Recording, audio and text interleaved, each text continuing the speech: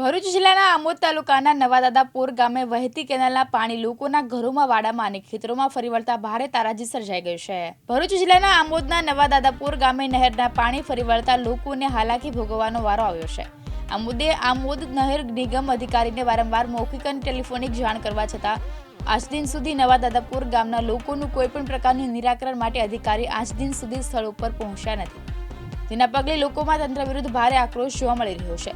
જ્યારે મજૂરી કામ કરી પોતાનું પેટ ભરતા ગરીબ લોકો બીમારીઓના પણ શિકાર બને તેવી દહેશત લોકોમાં ફેલાવા પામી છે। સાથે આમોદ તાલુકાની નહેરોમાં મોટા મોટા ગાબડા પડી ગયેલ હોય તેમજ ગાંડા બાવળનું સામ્રાજ્ય સર્જાયેલ હોય અને કચરાની સાફ સફાઈ પણ કરવામાં આમોદ તાલુકા નહેર વિભાગ ખાતું તદ્દન નિષ્ફળ ગયું હોય તેમ ગામે ગામ આ મુદ્દે ચર્ચાનો વિષય બનવા પામ્યો છે। જ્યારે તંત્ર દ્વારા સમગ્ર દેશમાં પાણી બચાવો અને જીવન બચાવોના સૂત્રોનો પોકાર કરવામાં આવી રહ્યા છે, તો સૂત્રો પણ હવે જાડી ચામડી ધરાવતા અધિકારીઓના પાપે કારગત નીવડે તેમ નવાદાદાપુર ગામની પરિસ્થિતિ જોતા લાગી રહ્યું છે। કંટ્રોલભાઈ છોટુભાઈ નવાદાદાપુર। શું થયું છે આ નહેરની અંદર તમારે? આ નહેરમાં પાણી ઓવરફ્લો થવાથી અમારા ખેતરમાં પાણી ઘૂસાઈ જાય છે। બાજુમાં ચાલન અર્થે નવી વસાવટ છે એ લોકોને પણ ઘરોમાં પાણી પહેરી ગયું છે।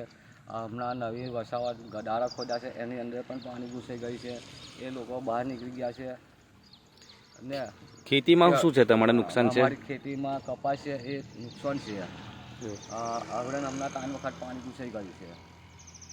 તમે રજૂઆત કરેલી છે? અને અમે રજૂઆત કરેલી છે, 2 થી 3 વખત રજૂઆત કરી છે કે આ ચેલેન્જ તમે આવો ને જોવો ને પછી અમને કહો। કેટલા દિવસે આવું થાય છે? અઠવાડિયામાં 1 વખત થઈ જાય એમ। તો તમે શું કહેશો આ વિશે? અમે કહીશું કે તમે ચેલેન્જ રિપેર કરો, ઊંચી લો લેવલ, તો અમારું પાણી અંદર ના આવે ખેતરને। આમોદ તાલુકાના દાદાપુર ગામ પંચાયતનો સરપંચથી બોલું। અહીંયા જે કેનલનો પ્રશ્ન છે વર્ષો જૂનો પ્રશ્ન છે। અમને 7 દિવસ પહેલાં પણ આ જ પોઝિશન થયેલી હતી કે કેનલ વારંવાર તૂટવાના કારણે ખેડૂતોને ઘણું નુકસાન થાય છે। રસ્તા બંધ થઈ જાય, માલ નહીં લેવાતો, પછી અમને આવાસોનું કામ ચાલે, પ્રધાનમંત્રી આવાસ, સરસ્વતી આવાસ, એમના ગડારોમાં પણ પાણી ભરાઈ જાય વારંવાર, એમનું કામ ચાલુ થતું જ નથી। હવે વર્ક ઓર્ડર આપવામાં આવે છે, ટિકિટ 1 મહિનાની એ આપવામાં આવે પણ પૂર્ણ થઈ શકે એમ લાગતું નહીં, અને લાભાર્થીનો લાભ પણ જતો રહ્યો છે। ગામની અંદર ગટર લાઈન નાખેલી છે, 10 લાખની આગલે સાલ ગટર લાઈન નાખી હતી, એ પણ ફેલ થઈ જાય। અંદર નહેરના પાણી અને કચરો અંદર જવાથી આખી ગટર લાઈન 10 થી 12 લાખ રૂપિયાની ગટર લાઈન ચોકઅપ થઈ જાય છે। લોકોના વારાની અંદર પાણી એ ગટર લાઈન ચોકઅપ થવાના કારણે પાણી બહાર નહીં જતું। એ સમસ્યા બહુ ઘણી અમને પોઝિશન ગામની અંદર છે। એ પાણીના કારણે મચ્છરજન્ય રોગ પણ ઘણો છે, એના કારણે ગામની અંદર બીમારી ઘરે ઘેર 1 કે 2 વ્યક્તિ બીમાર છે। હવે આ જે મજૂર કોલોની છે, એક નવી વસાવટ છે, એ લોકોને રોજનો રોજ કે 200-300 રૂપિયા મજૂરી કરીને ખાવાનું છે।